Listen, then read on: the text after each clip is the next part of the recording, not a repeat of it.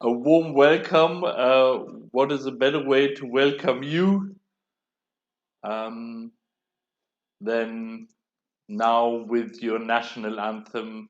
We're very happy you're here. Remco, everyone working at Schuttelaar.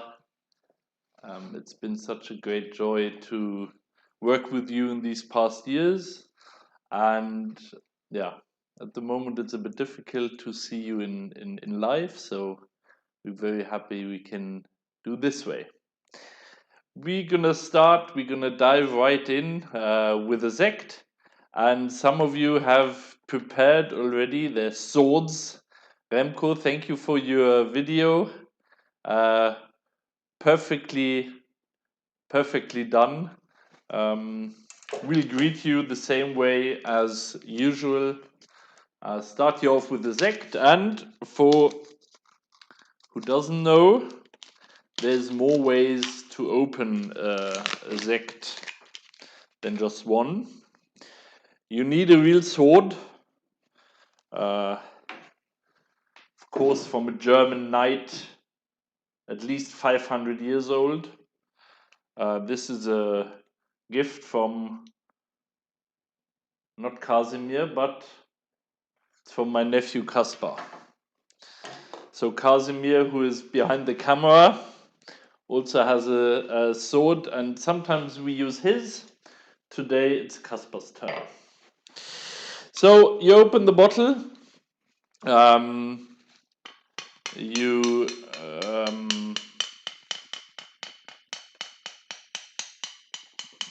cling a little on here. Then there's a line on the bottle.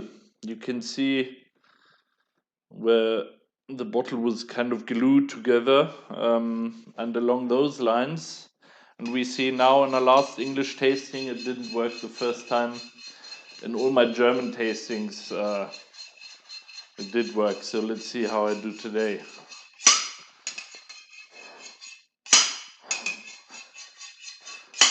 So the Dutch people are making us nervous here in Germany. We'll try from the other side. This is gonna. So that's the way to do it. And because drinking by yourself is very boring, Victoria will join me. We will be hosting you this evening. This is Victoria, my wife. Hello. And Good evening. And the two of us will run you through this evening, and we're both very happy that all of you are joining us.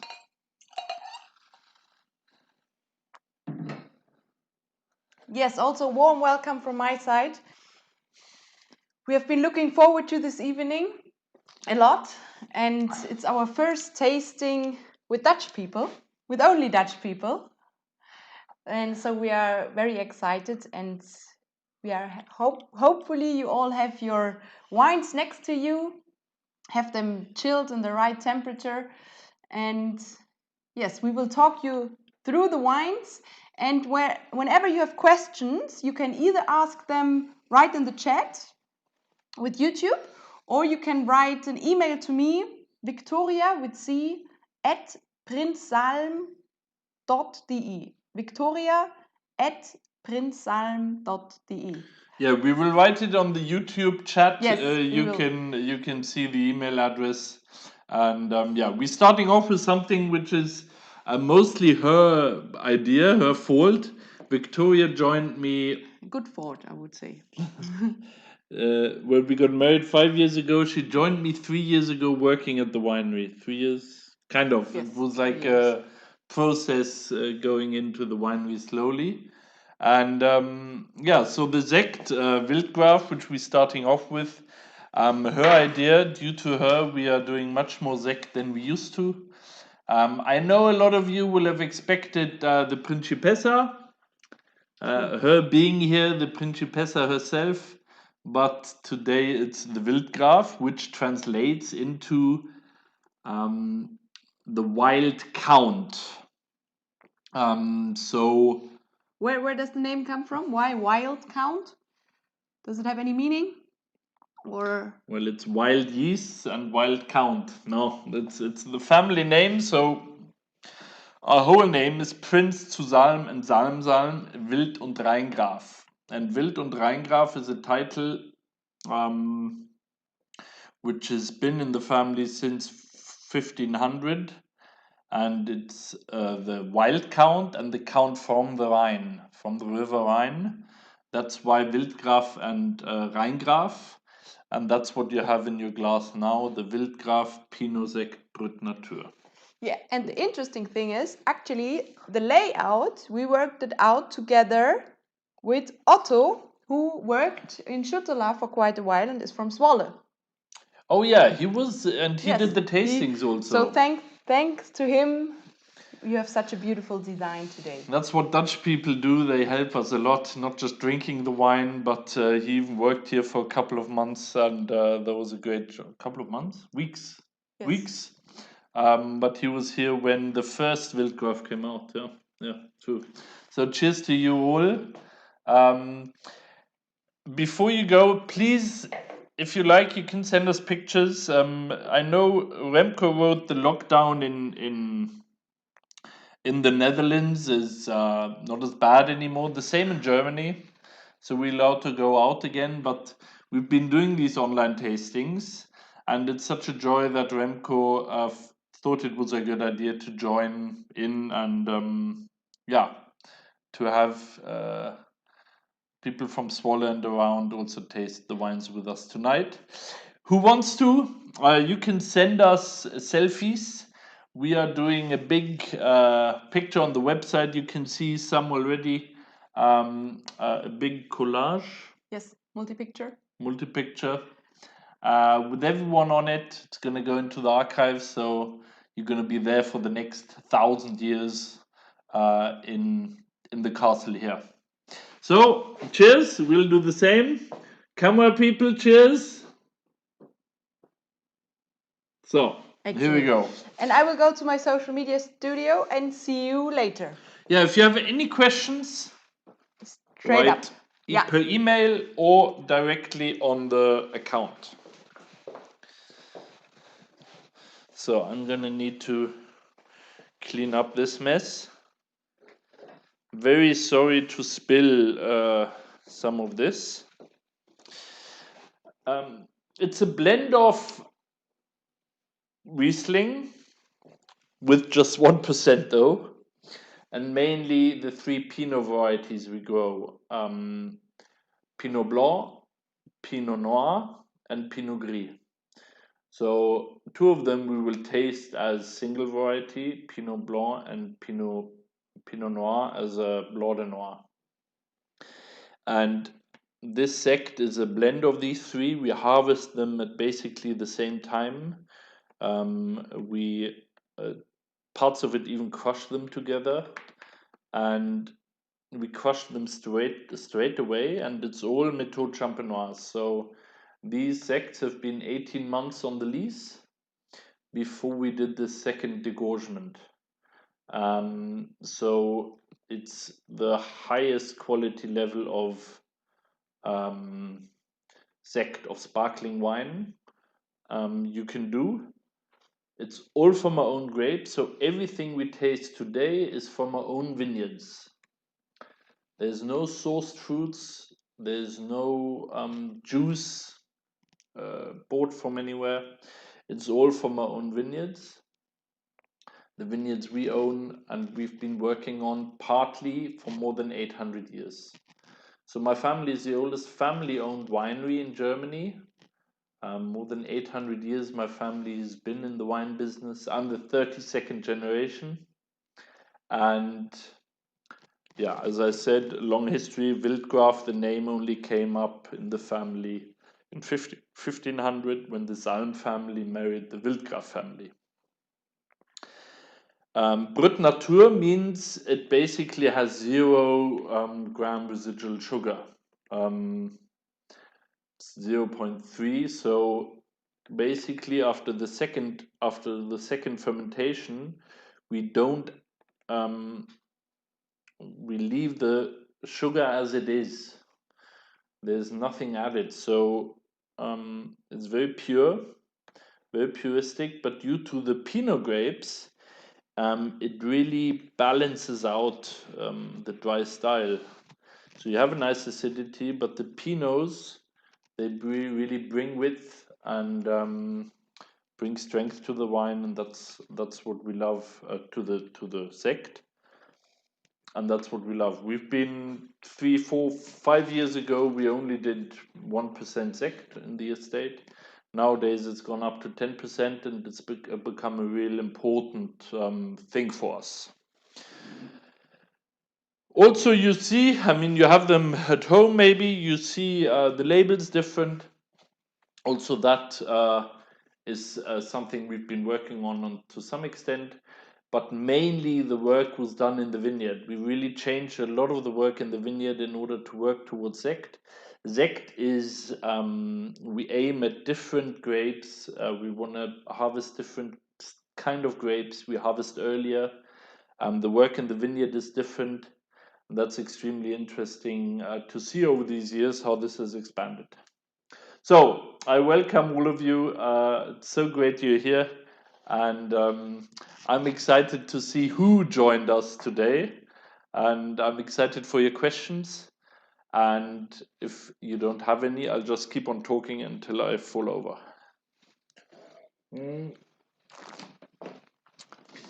So basically we have a tasting of the sect and 5 wines.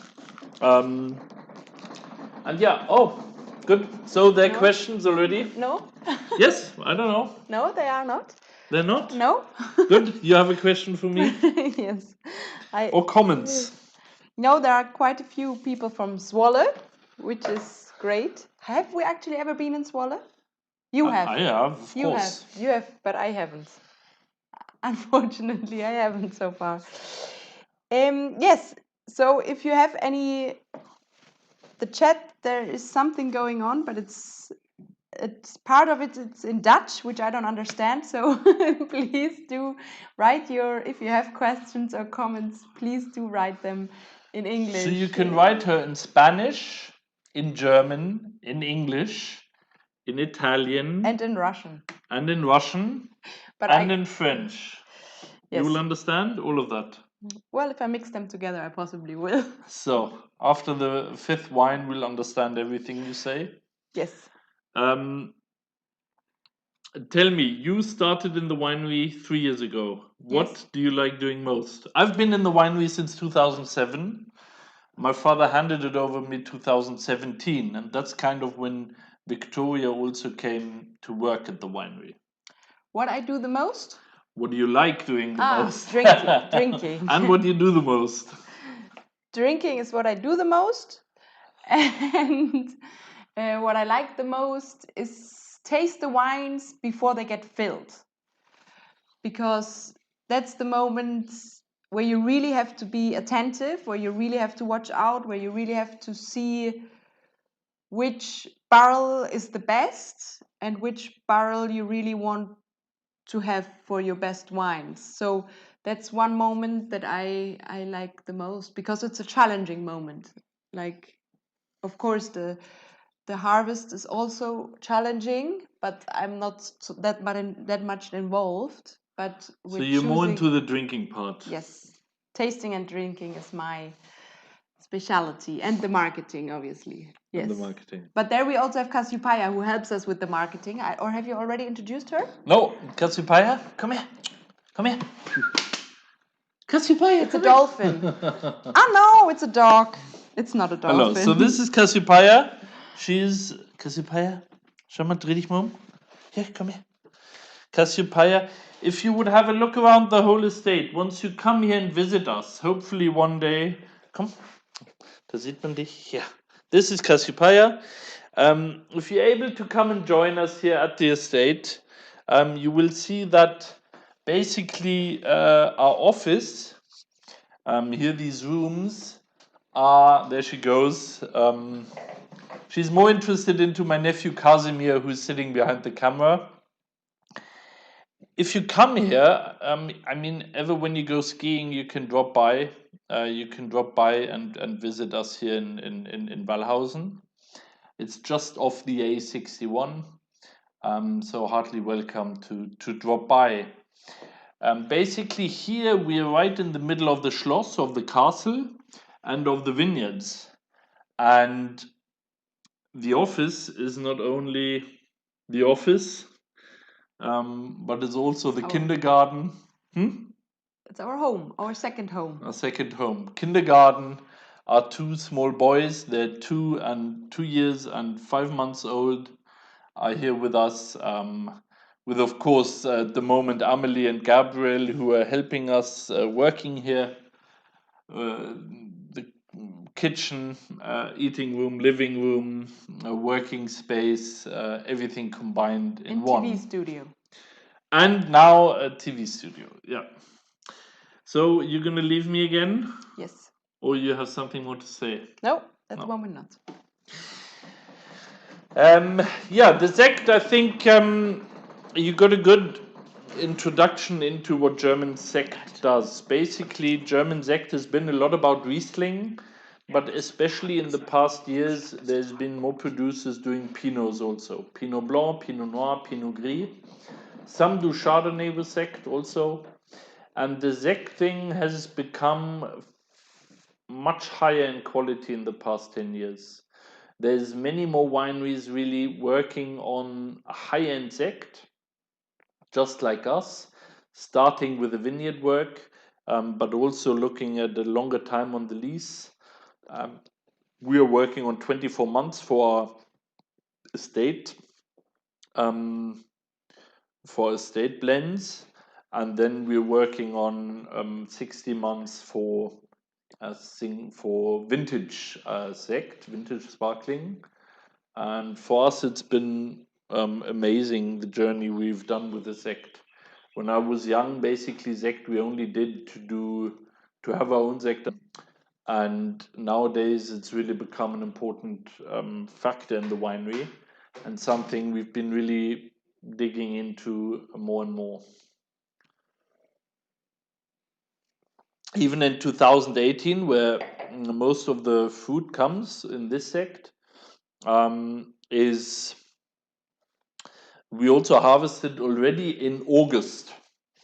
So looking at the climate, it's become warmer, and we've come earlier. And 2018 was the first time I harvested grapes in August. Let's see where this year will take us, but I really hope that we will not be that early.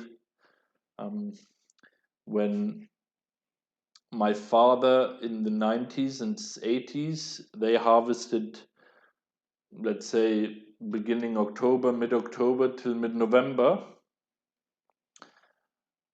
Nowadays, we basically harvest between mid-September and mid-October, sometimes till end of October. In the past 15 years, we've had 3 years where we harvested until November, which 30 years back was very normal. And the climate has become warmer, so we've just moved forward in the time of picking, in the time of ripening. That's a Sekt.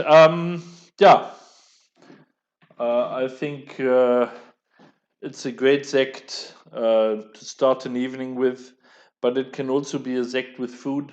It's got a lot of power, a lot of intensity, stays long on the palate. And as I said, this super balance between the Burgundy style, the creaminess, but also the acidity and the straightness, I love a lot. We'll continue with der Salm. Der Salm Weiß. And who might wonder the tasting order, just in case you're wondering which way we will taste. We'll now do the Salm, then we'll do the Weißburgunder, the Pinot Blanc, then we will do the Blanc de Noir, and then we will turn to the Riesling. So the 2 Riesling wines we're going to taste last, dry Riesling and the 2016 single vineyard Steinrossel Riesling.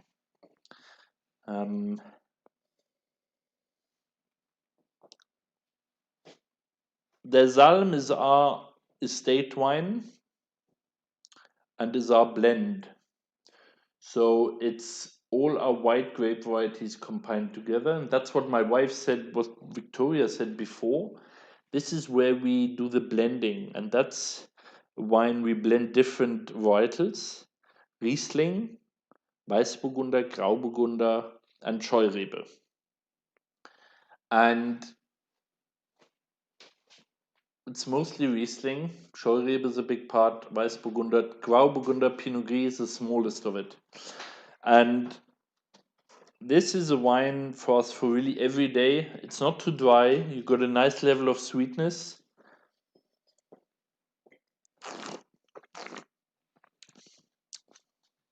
Very lively on the palate. Nice acidity, nice sweetness at the beginning. Then you have the Pinot coming in. Pinot at our estate often brings a bit more width on the palate.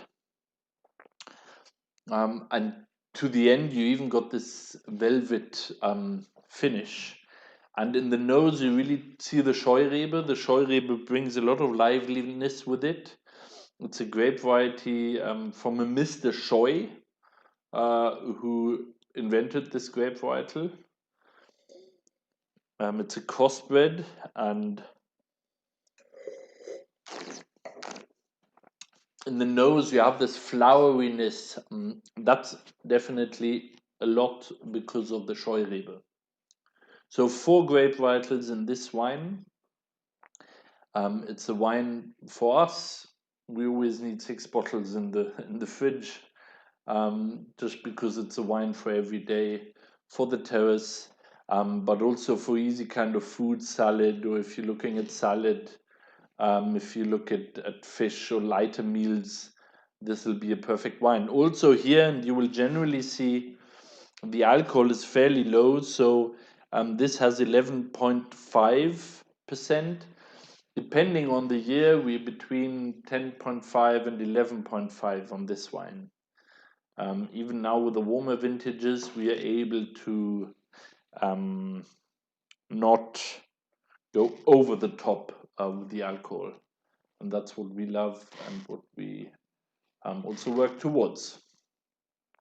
Now, we don't know when some of you will come here. We don't know when some of you will join us here to see the estate. There's only been a few of you who know where we are. And in order to give you an idea of what everything looks like, we've asked my father to show you this. And so my nephew, he did the biggest work, and They are a great team. They paired up, and thanks to them, we will be able to show you around the estate. Hearty welcome to Wallhausen, surrounded by mountains, by vineyards. We think our home valley is most beautiful. 1,600 people living here.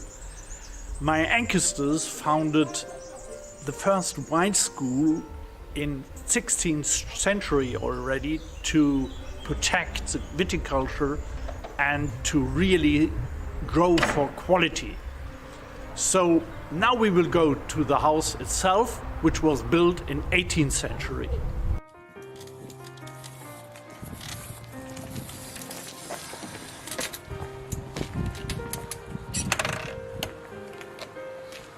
That is our coat of arms, our logo.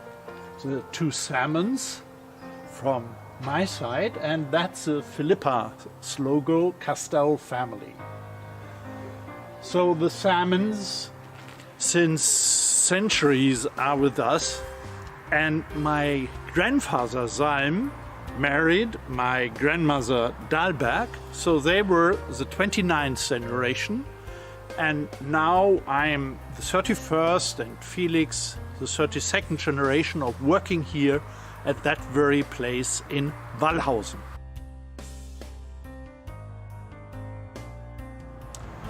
Now welcome to my home. My home is my new castle. The old one is Dahlberg. This one was the estates building and became the castle in 18th century. Built by my grandmother Dahlberg. You see the coat of arms up there. And also you see the Christian wording that this house should service to the Lord, as does the church, which also is built by my family. I do love this stair house with the 4 big trees, oak. They had been transported 250 years ago on the Rhine River to Wallhausen. The Rhine is of most importance for my family. 1,000 years ago, we came as a family tribe from the Rhine to this Nahe Valley here, found Dahlberg, built the old castle, and started the cultivation of the country. Cultivation with wine, vineyards. We built a school for top quality winemaking and went on living here with short interruptions when foreigners visited us, but we always came back and lived then here in this house, which till 1715 was the estate building. 250 years ago, we moved from Dahlberg to Wallhausen, and now we live here with 3 generations. It's a real family home. And we would heartily welcome you all visiting us here.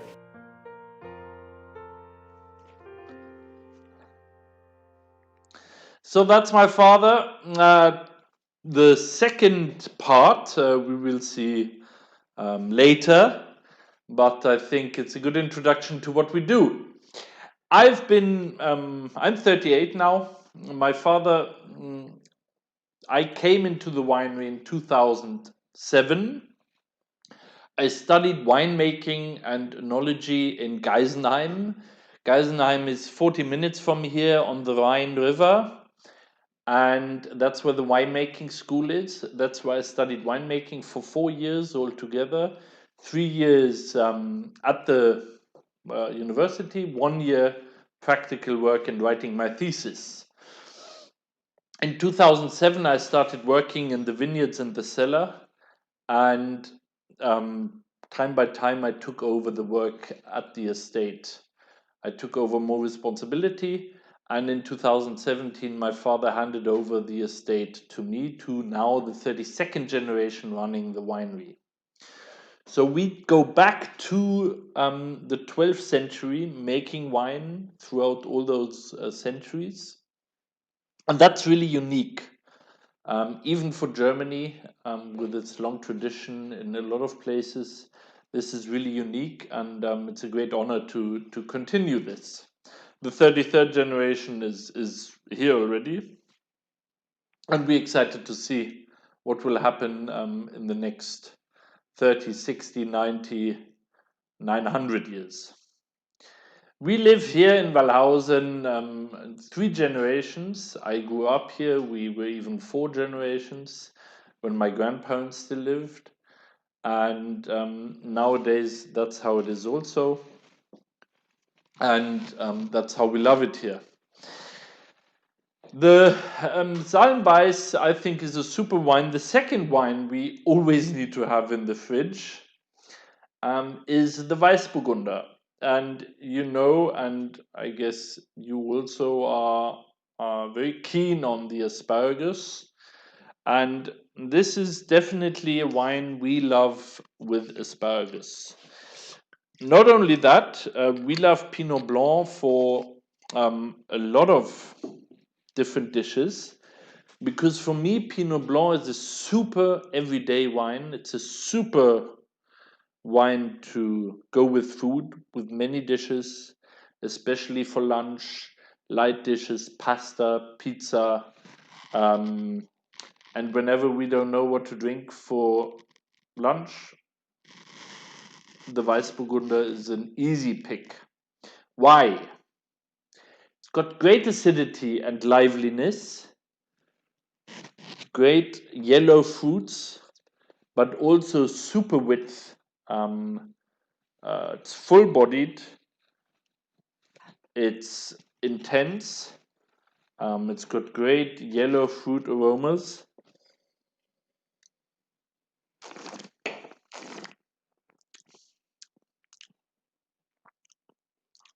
Great width on the mouth, a super aftertaste, a long finish. And just, I really love Weißburgunder. It's our second biggest grape varietal at the estate. So we have 18 hectares in Wallhausen, 11 in Wallhausen, 7 in Bingen. So we're in 2 different wine growing regions. And Weißburgunder is, after the Riesling, which we do 70% of, is the second biggest grape varietal. Now I believe there's more to say, more to ask. I don't know, I think Victoria will come in a minute and bring some questions from you also. Weißburgunder, Grauburgunder, Spätburgunder, so Pinot Blanc, Pinot Gris and Pinot Noir are the 3 Pinot varietals. They're basically siblings. And Pinot Gris, for example, is a bit more than 300 years old. And they basically evolved from each other. So the main genetics are very similar, but then they show different characters. Weißburgunder for me is with the most freshness, more yellow fruit, very lively. Whereas, of course, from Pinot Noir, you can make red wine also, and they become even more full. And the Pinot Gris is kind of in the middle, often very little acidity, very mellow, full-bodied. And all these 3 wines you can also do with oak. And I think that's where a good time for Victoria to come in, because she will tell you a little bit about what she does with oak and white wine.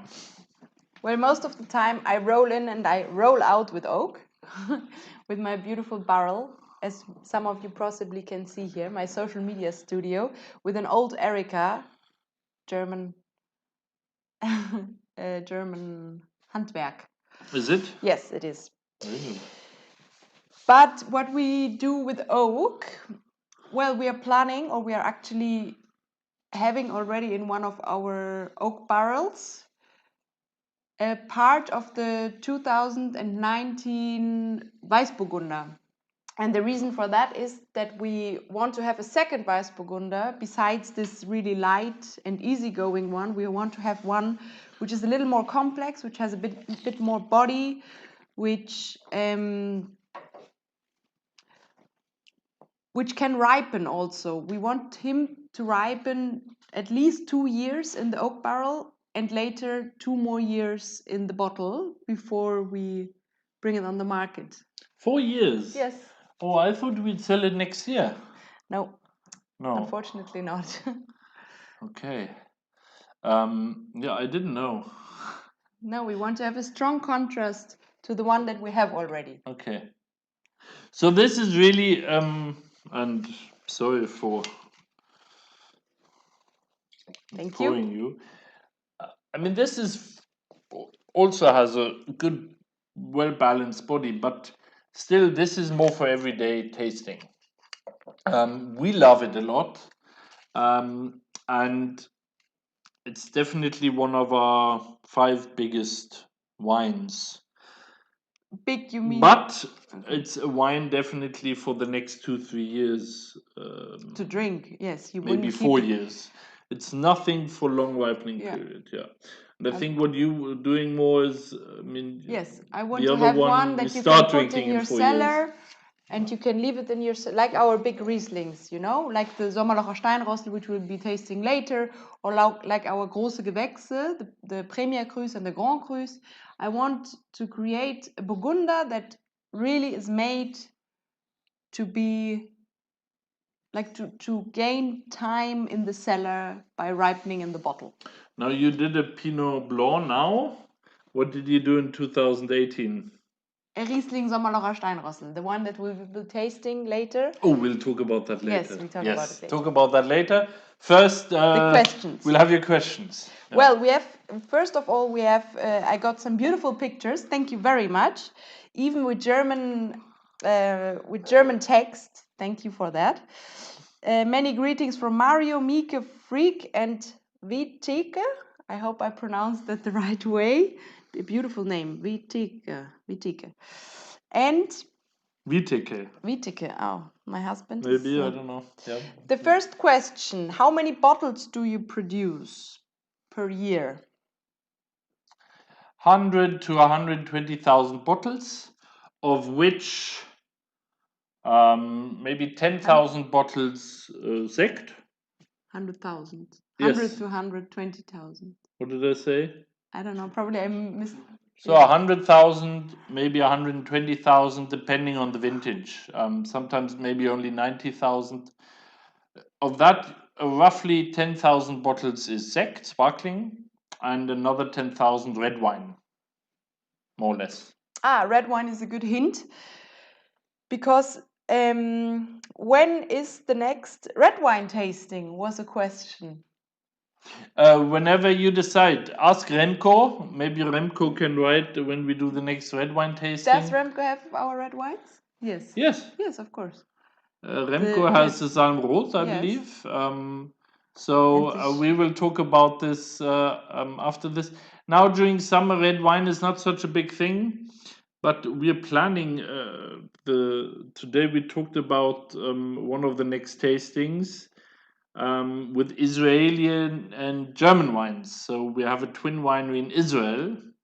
It's called Tulip. And we want to plan a tasting with them, but that's going to be more red wine focused. Okay, but I think I misunderstood you now. You said red wine is not something big in the winery? That's not true. No, we make 10% red wine. Okay. 10,000 bottles. And the Merlot and the Spätburgunder. And the Merlot, no, yeah, but that's a red wine. Yes, and then, of course, the Sekt and the Blanc de Noir. So that's also from the great grape varietals. Yeah. And what is the best temperature to drink the Salm wine? Asks Mark. So I think now the first 3-4 wines, the Sekt, 7, 8, 9 degrees Celsius. The white wines we're tasting now, I would drink between 12 and 14 degrees Celsius. The last one, you can even go a bit warmer, maybe 14 to 16 degrees, because then the aromas come more out. Of course, you have to do it how you like it most, but often white wine is drank too cold. So below 10 degrees, I don't like it. Yeah. So der Salm and the Weißburgunder, I would have them between 12 and 14 degrees. Excellent. Thank you very much. My pleasure. So I think that was it from my side for now. And you could go over. Which one is the next one we're tasting? Oh, the Blanc de Noir. I can give you Yes, I would love that. some of the Blanc de Noir.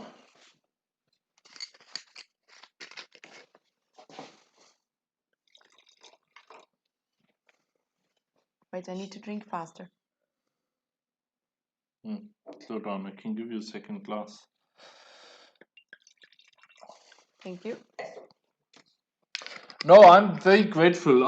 The friendship with Remco and with Schuttelaar has been going on for 4 years now, I think. And the first time was when I was at Hoek de Veluwe in the park, and that's when I met Remco for a wine dinner where we represented our wines. And yeah, after that, he took a lot of bottles to Austria to go skiing. And And that's where he tastes them. yeah, he always goes to Austria, taste the wines, and then he comes back and decides which are best. And those he took up, and ever since we are working together with Schuttelaar, and ever since our wines are distributed through them and in Solle, and we are very, very happy about it. And then I've been back to a tasting, to a spring tasting in 8.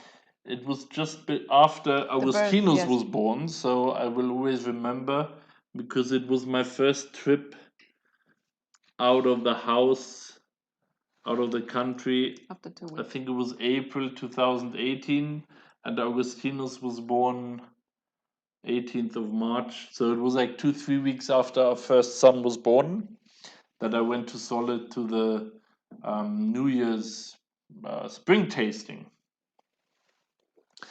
Yeah, it's the Blanc de Noir, and that's why we're glad we do the tasting at 8:30, because we put the kids to bed beforehand. So that's how it only works for us at 8:30. Sorry, Gabriel's going to show the bottle. You were saying? No, I was saying that I love this wine, and especially if you combine it with asparagus, for example. I think it's a great combination. It's one of this one, the Blanc de Noir and the Weißburgunder, which we tasted before, are the 2 best wines, I would say, that go with asparagus, like from our vineyard.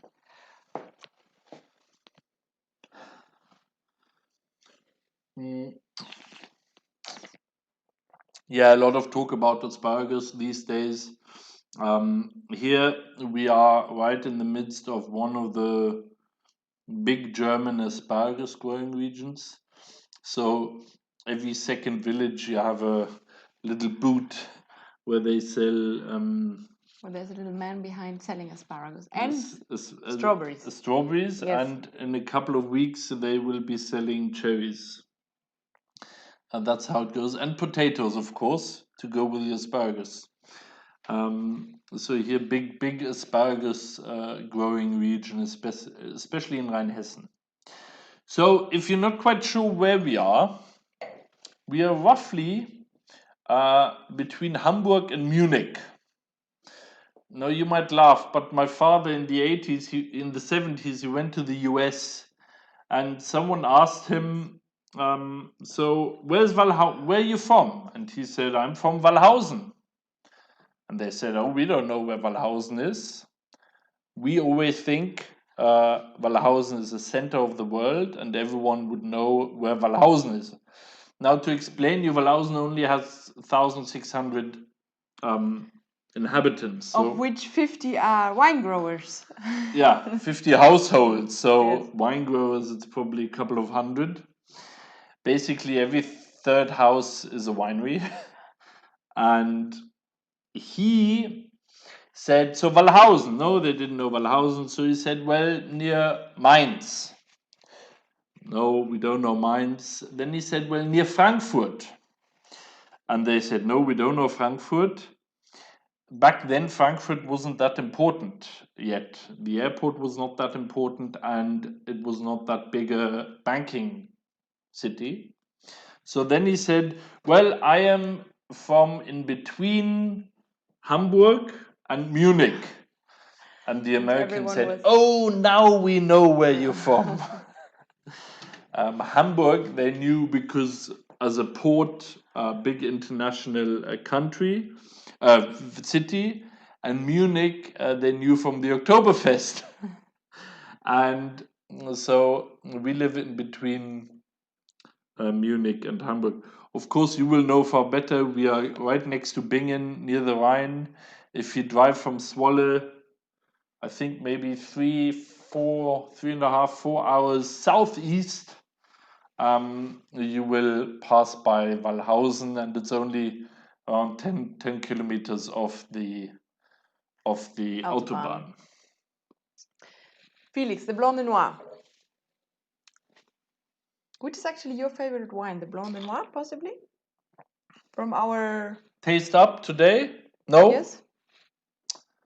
Maybe. Today, I think until now, the Sekt was my favorite. Maybe because it kicked off the evening. I love the Blanc de Noir because it combines, for me, the strengths of two worlds, of the white wine and the red wine world. You really have this, and this is 2019, no? So it's the only 2019 wine we're tasting today. It's fresh, it's lively, it's young, it's vibrant. You got a nice color, slightly rosé color from the red Pinot grape. Yeah, like really elegant, not too penetrant, but really like a soft shining. Yeah. Yeah. We press the grape straight away, but still you have a little of the color of the skin. And then the red wine characteristic kicks in. So you have more of those tannins and the full bodiness on the back of the palate. And that's what I love about the Blanc de Noir. Yeah. So we used to do a rosé when I was younger. We used to do rosé wine ever since 2006. We're doing Blanc de Noir only. Can't do everything. We love our Blanc de Noir. But I think you explained it wonderfully because it's true, like especially when you compare the Weißburgunder to the Blanc de Noir, you have like this beautiful soft, like the melting part from the Weißburgunder, and you have the little bit more sharping at the tongue from the Spätburgunder. Yeah. So it combines, exactly like you say it combines two worlds. Yeah, sharpness. Excellent. Like kind of spicy. Yeah, spicy. It's spicy. Yeah. It's going into a chili direction. Oh, here we have Wiedeke. The Blanc de Noir is our favorite for now. Okay, we'll see what comes. The wine also smells a little like asparagus, says Wanderjerryball. Wonderful. Well, as we saw, many of you are together in groups of 4 or 6 and enjoying this evening. That's great. And we are very happy that you are able to reassemble and not that everyone has to sit by themselves at home. So that's great. Yeah, we're very happy about that, and we're even more happy that we have a second part of showing you around the estate. Castle? The estate. Okay. Yes. Oh, wonderful. So my father, Prince Michael on tour, and Gabriel, the regisseur, will show you a little more about what Wallhausen and the Prinz Salm winery is about.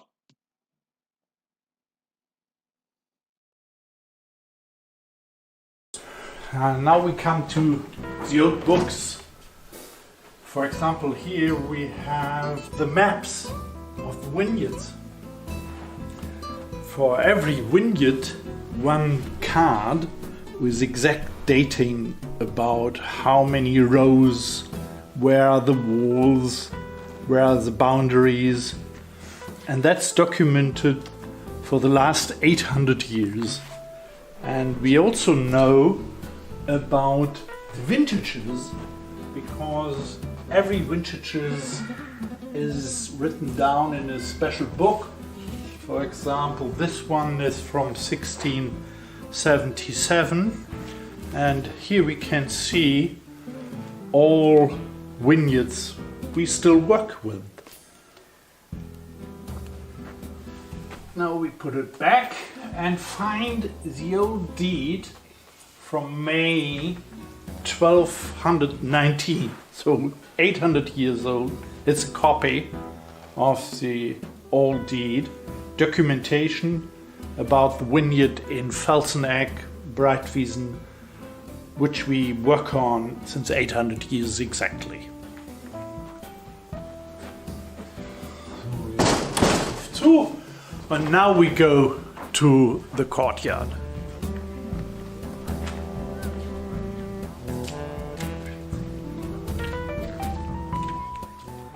Here is our family home, built in grey slate brought from Dahlberg.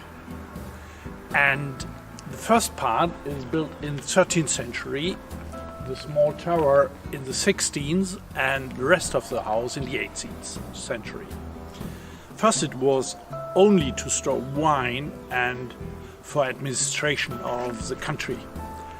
And in 18th century then we came down from Dahlberg Castle to Wallhausen. Dahlberg Castle was ruined at the end of the 18th century with the French Revolution, but we came back and still stay here in this beautiful part of Germany.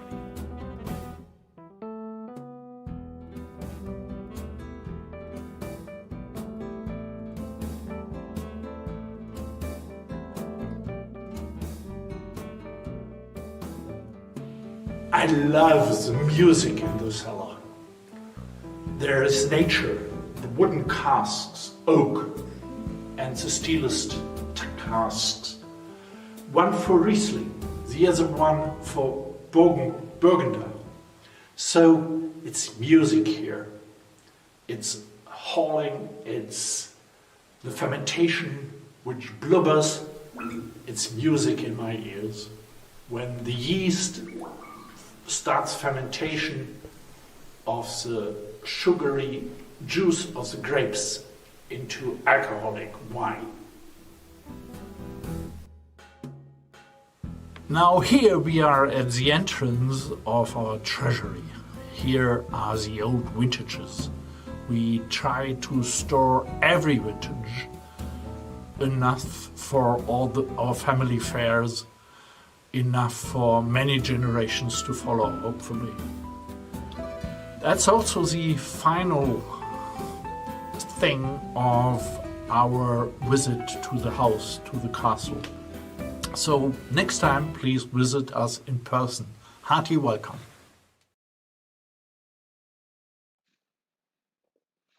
So welcome back. So I hope you are hungry to come here and visit us. One question before I read, which was asked, whether you can sleep here. Maybe if your children marry one of my nephews or nieces, you can sleep here maybe. No, it's only family basically. But Gabriel just said he's still single, 15 years old, super in shape, very intelligent, a lovely guy behind the camera. And yeah, so basically it's family estate, but in Wallhausen you can stay here overnight. We have great pensions, great family homes. You can sleep. There's more than 150 guest beds in Wallhausen. So we are happy to organize that also. What would be German wine? What would be Prinz Salm without Riesling? I'm very glad we tasted some Riesling in the Salm, some Riesling, very little in the Wildgraf Brut Natur sect. Now we have a pure Riesling, and just sticking your nose in it, it's amazing to see what Riesling does, and it really shows the very typical, yet not only characteristic of Riesling. Just stick your nose inside, and it's like a fruit bowl. You have more that apricot, nectarine, lime, citrus, green apple really comes out very well.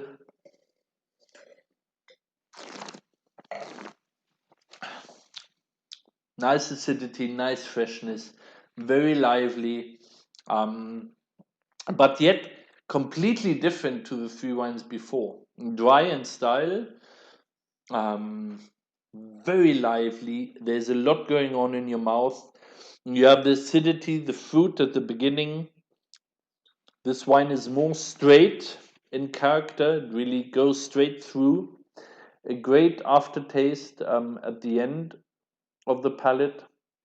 This is a Riesling sourced from our single vineyard sites in Bingen, Scharlachberg and Kirchberg. So it's really high-end juice from our best vineyard sites. Having said that, 70% of what we do is from our top vineyard sites. Most of our wines, because 70% of our wines grow in single vineyard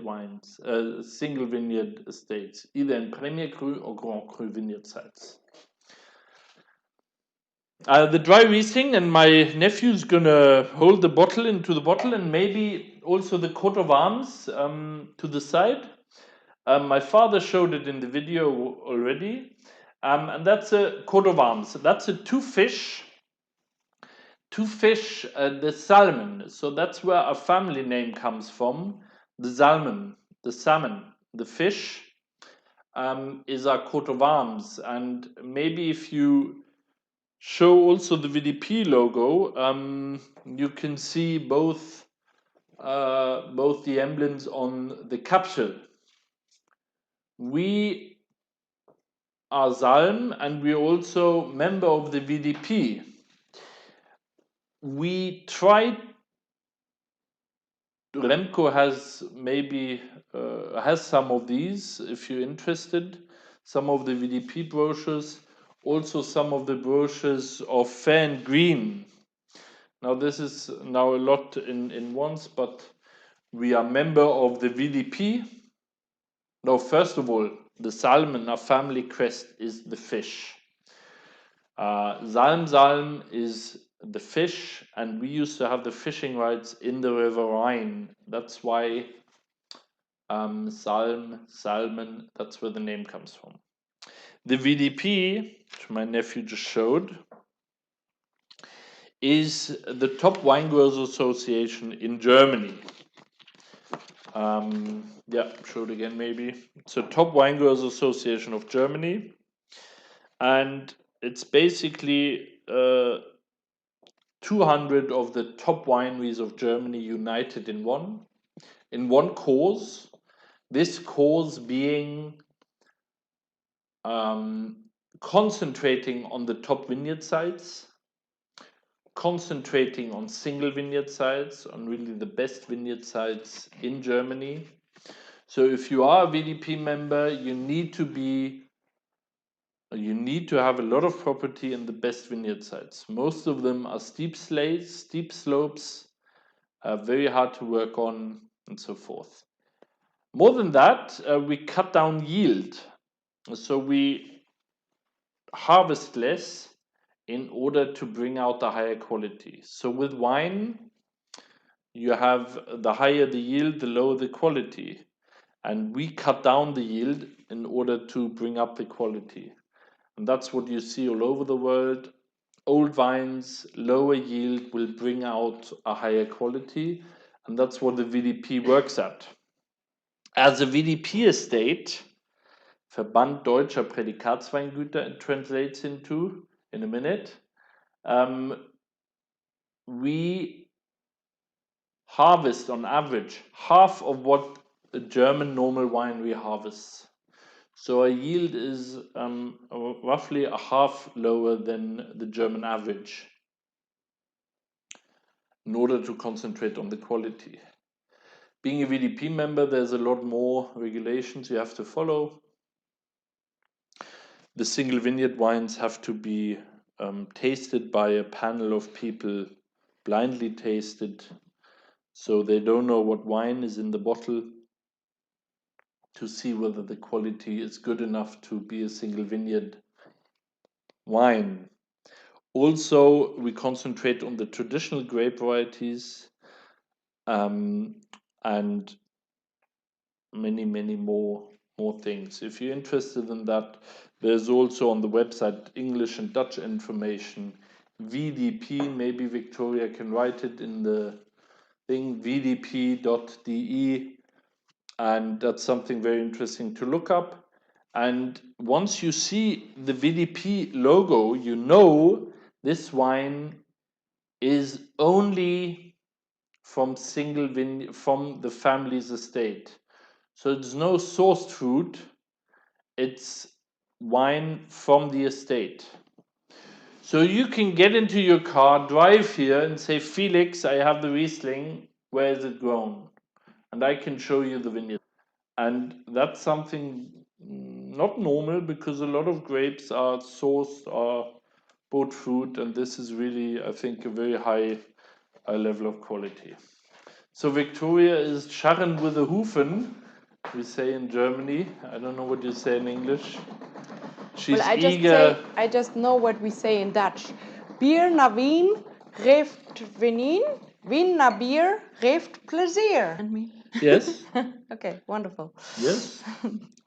You see, my Dutch is improving. Well, we do have 2 questions. One from Mark. Hi, Mark. But also from Jerry van der Bol. Now I got it right. How do you manage to produce a white wine from red grapes? You can tell us. No, you tell me. So I'm sure some of you have bought red grapes in the supermarket and ate them. When you eat them, the flesh is white and the color is only in the skin. Not for all grape varieties, this is true, but for Pinot Noir, for Merlot, and some others. So the color is only in the skin. Meaning, if you press the wine straight away, you harvest the grapes, you press, you only get white juice coming out of the press. Only when you leave the skin together with the juice, you get the color into the wine. And that's how you get rosé. Once you go ferment the juice on the skin, that's when we have red wine. So this is how we make a white wine of red grapes. I think the battery ran low on one camera, but we solved the problem. She solved the problem. No, Gabriel will solve the problem. So that's how we make white wine of red grape. Okay. Explained well enough. Wieteke, or how do you say it? Wieteke. Wieteke. Wieteke, maybe. Beautiful Thumbs name. up. I think if we once have a daughter, I would call her Wieteke. But before that, you probably have to tell me how I pronounce it right. What's the difference between the quality and tasting in years? So today we only have 18, right? But how would you say, Felix, does the quality in the years differ? Like what, for example, if you have 2018, which was a really hot year, and you compare that to, for example, a rather little cooler year, no? How can you say that the taste differs? Well, in general, you can say there's especially in the last years, there was more warm years and cooler years. That's one of the biggest ways to distinguish the vintages. But of course, there's a lot more. So very warm years, 2018, 2011, 2015, 2007. Those were 2003. Those were warm years. Early time of picking, higher level, a little more alcohol, intense flavors, the acidity a little lower. Then you have 2012, 2010, 2008, 2016, 14, where generally the acidity was a little higher. The wines were more elegant, maybe more lenient. Later time of picking, higher acidity. And then in between that, you have a lot of differences also. The main question is how, not necessarily level of ripeness, but also how much rainfall there was during the year, during winter, how the blossoming was, which is now, whether there was a frost, whether there was hail. So there's a lot of Nature things and influence. influences which really. Do you have a year which is your favorite year? Could you say there is one vintage where it's really where you are absolutely Yeah, I amazed really by? enjoyed 2007. We have very Okay. little of it, also because it was my first vintage. But 2007, the wines in the long run, I really enjoyed. 2010 is for me very, very special. I think one of the most undervalued vintages because it was more of a hidden champion, cool fruit, but a real long runner and not at first sight. And do we still have wines from 2007 and 2010? Yeah, those two vintages I drank up most, so we only have very little left. But we do sell aged wines also. So aged wines for us is a very important thing. And Aged white wines as well, right? You're not yes, talking about the red wines. You're no, red and talking white about wines. So our single vineyard Rieslings we only sell after 3 years, for example, which is not a long time of ripening, but we can continue this for 10 years, 15 years, and we even have tastings here and with aged wines also, going back to the 90s, 2000s, yeah, anything. And white wine also, yeah, white wine Riesling is the grape variety to age extremely well. that's a good hint, isn't it? Hint, hint. We finished with Riesling. Cheers. With the Riesling Trocken. Yeah, one more question from Mieke. Wie kommt das Kribbeln auf der Zunge? Like, Yeah, the fizzling, the fizz on the yes, which the Riesling So- Trocken has. Where does it come from? Yes, so it's the minerality, the acidity, of course, bring a little with it, and you also had some of that in the other wines. The CO2 during fermentation, you get CO2 in the wines. You have CO2 in on the palate also, and the minerality and acidity of the Riesling enhance that. So that's where you get the slight fizz tingling touch from. Okay. Thank you. My pleasure, my dear. And one question from Martin Cloyd. If it's possible to stay overnight in the castle for tasting and a little tour. You said something to that already. A tour is always possible. We're always happy to welcome you here in the estate and have a tour through the vineyards with you. And of course, taste some of our wines, even from our Schatzkammer. And yeah, the sleeping here in Walhausen, there are plenty of really nice, cute cottages where you can stay overnight. It's like a bed and breakfast, really nicely done. Yes. Yeah. So far, so good. I will take some of the Sommerlocher Steinrössel and will leave you to yourself. You don't need to finish I know. because big wines need big it's glasses. true. Yes. That's our theme of this year, kind of. And this is Thank something we really want to introduce you into. Not only that we decanted the Sommerlocher Steinrossel, but If we... someone doesn't have a decanter, it's also good to just open the bottle, right? It also It's always helps, good to open the bottle. before drinking, yes. No, but I mean, decanting, you do it like 3-4 hours before you have the white wine or the red wine. No, But- no, not necessarily. Decanting, but you can open it 4 hours before, the evening before, if you want to have the same effect. Yeah. Yeah. But if you don't have a decanter, what would you suggest to do? To open the bottle earlier. Mm-hmm. So some egg goes inside, so you have the effect of the wine opening up. I mean, this is what we do. That's what we like in our high-end Rieslings, also in our single vineyard Rieslings, in the Sommerlocher Steinrossel.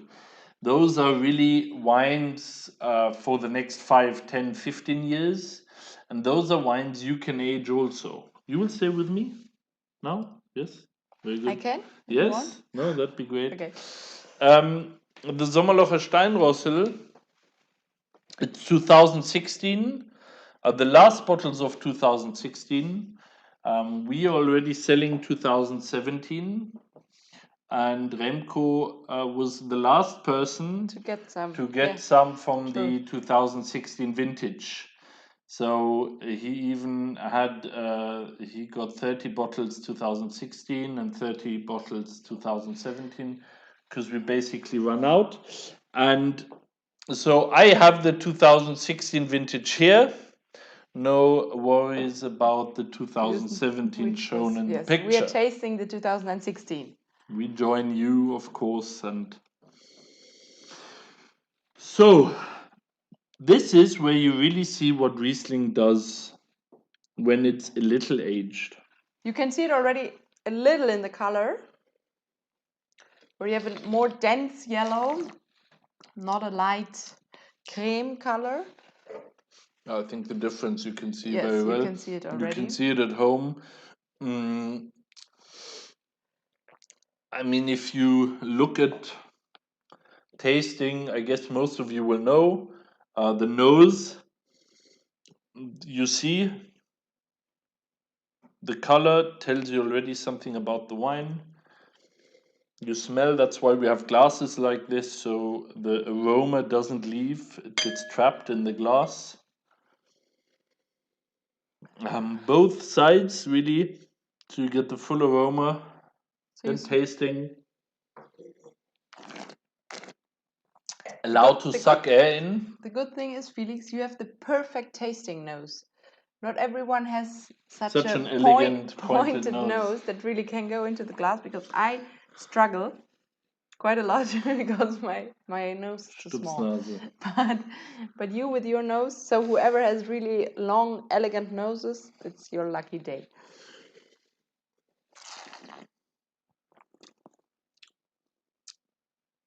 I wasn't fishing for compliments, but it's very nice you're giving me compliments. Felix, tell me, Martin. Taste, and then taste. Sorry, but Yes. and then you get velvet kind of it. You get some full body taste, long aftermath. You get some ripe fruit aromas already. So this is what Riesling is about. Also, you have a freshness, a vibrance to it. And this is, though, when you have some age, you get weight. And the wines become sometimes, it seems they become a little sweeter with age, but they don't. The acidity goes down a little, and you have a full bodiedness to it, which is amazing, which we love a lot. Yeah, it's our biggest passion. Like those ripened Rieslings is really something that our hearts beat for, how we say in Germany. I don't even know if it's an English saying, but Speed for? beet. Beet. Beet. Yeah.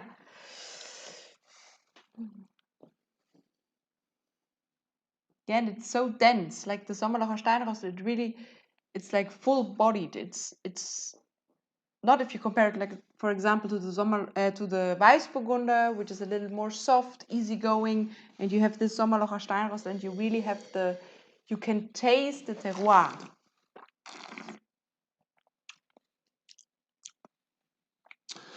And it's basically about the primary fruits leaving. So what we had more in the wines until now was primary fruit. Freshness, liveliness. You still have some of this here. But with the Steinrossel, there's much more to it. You go much more into the secondary aromas. You get some nuttiness on them, some caramel flavors, and that's something I think it's something amazing and something completely different to what a lot of people maybe expect. Riesling is so much. It's between acidity, young, old. It can be dry. It can be sweet. A lot of acidity, small acidity. Very big, very intense, and that's super interesting. We love about aged Riesling. I love aged Riesling. Yes, no. And that's the other experiment she did. Yes. So we have 2019. She did a Pinot Blanc in the barrique in the small wooden barrels.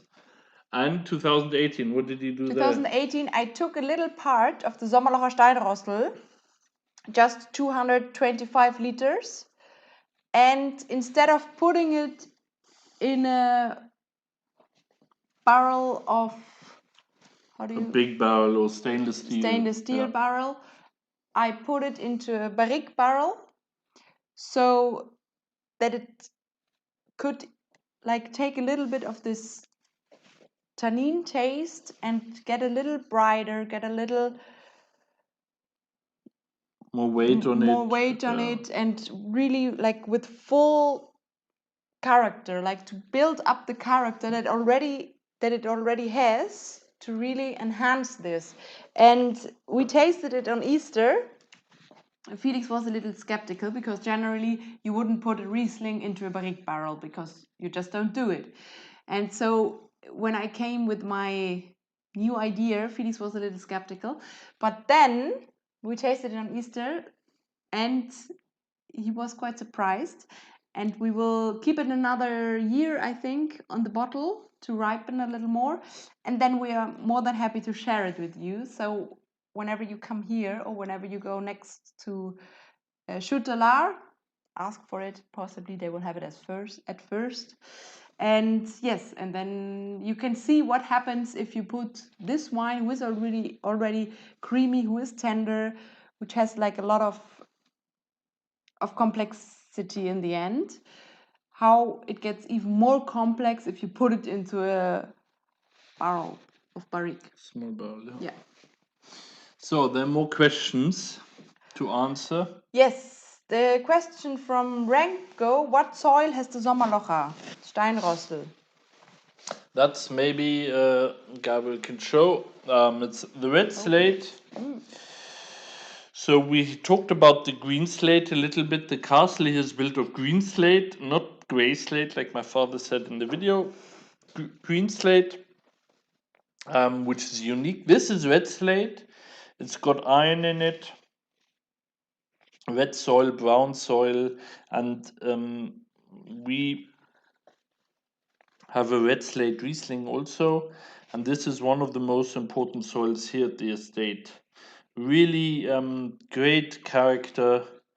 The wines on the red slate are usually more full-bodied, more weight on it, more red or fruit aromas, whereas on the green slate we have more apple, citrus, lime characters.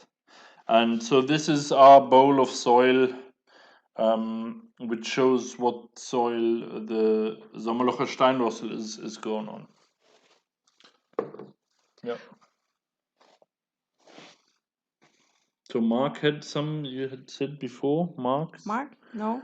No, Yes. nothing from Mark. Yes. Martin, why does this wine have a cork and the others don't? Yeah, so for estate wines, we use Stellvin, the screw cap. And for wines which we sell later, after maybe 2-3 years, the single vineyard wines, we use cork. Because we believe cork is the best closure to enhance a long ripening period. We believe the wines develop better in cork, and that's why our high-end wines, our single vineyard wines, the top of the pyramid, we use cork, and our estate wines we use stainless steel. Not stainless steel also, but screw cap. Wonderful. Thank you very much. I will roll out on my barrel. You will roll out. You can Yes. stay here to the end. Yes? Yes, why not? Because I wanted to check if we have more questions. But You check that, but you stay here. Okay. It's nicer if she's here, no? Also, we've gone through all the 6 wines through the Sect. We've come to the end of the tasting. And we don't have one more. It was the last one. yes, I thought we had one more to taste. Okay. we can open another one now in a minute. Yeah, So if you have any more questions, ask them now or rest forever. We got really nice pictures from you. Thank you so much, especially also from Mark.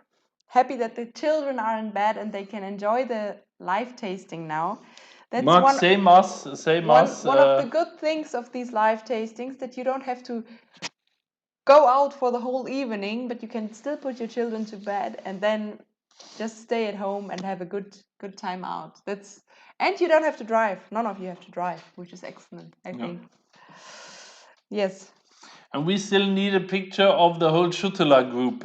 You're tasting together today. Yes, please. So we need one selfie from you guys. That has to be on the wall here. And we still have a question from Wieteke. If we have any suggestions for a wine tour in Germany starting at our winery. Of course, we have plenty of suggestions. We have at least 7 really good wineries here in our region, other good wineries, also VDP wineries. And then close to Bingen, in the Rheingau, Breuers. So there are plenty of beautiful wineries you can visit here. And write us. Yes, write us an email, and we'll put give together you a nice tour for you. recommendations. And a lot of wineries are open in normal hours. Even here, we are open throughout the week in normal opening hours, Saturdays. And so a lot of the wineries you can visit on a daily basis and tour them, and we can give you recommendations for that, definitely. Yes.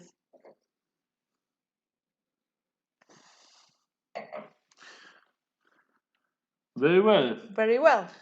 It was a fantastic evening with you. I hope that you still enjoy the bottles. You don't have to drink them all tonight. If you drank them already, it's too late. But you don't necessarily have to drink them. The Steinrosel and the Riesling you can keep for a couple of days. And a couple of days, you mean 7 to 10 days without a problem. The other ones, you should drink them in the next, the Sekt obviously until tomorrow, I would say, recommend, yes. no? But then the Weißburgunder and the Blanc de Noir in the next 3-4 days. And with the other ones, the big 2 ones, you still have a little room. So you don't have to get drunk tonight. Well, I think you are already drunk. Never mind. Professional tasters. Remco, I want to say a big thank you to you and your team for putting this up, for going along with this, for just picking up the idea. Thank you for all your support throughout these years. I'm glad to have you as a partner in the Netherlands, and we hope to be back soon to see you live. either here person. or in Zwolle. And really to all your team, I don't know all of you, but I'm so glad we work together. We wish you the very best. Yes, the very best. And send you our warmest greetings from Germany, from Wallhausen. If any of you have questions, ask Remco. He knows Yes. most of them, or most of the answers. He knows the wines almost better than we do. Yeah, to some extent, I'm Yes. sure. Otherwise, you can write to us and ask us the questions also. Yes. Take care. Have a great evening. It was a great joy to see you, and we will be very happy to see you here in person also. See you So soon. enjoy the evening. Goodbye, and till next time. Bye bye.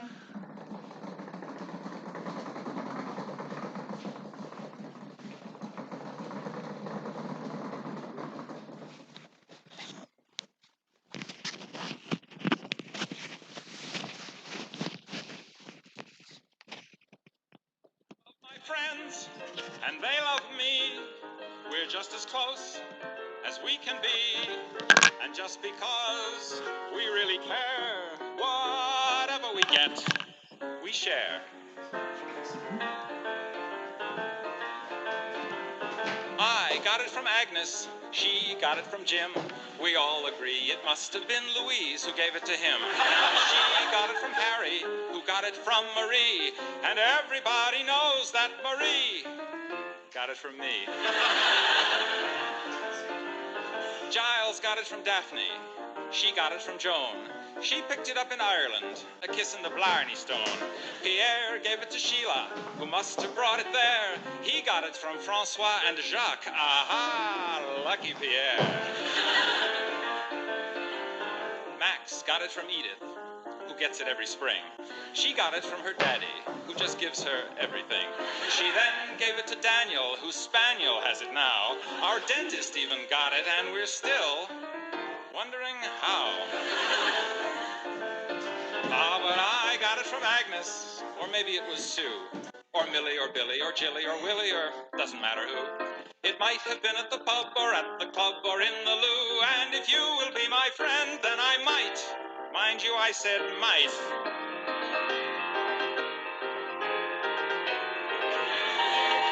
Give it to you.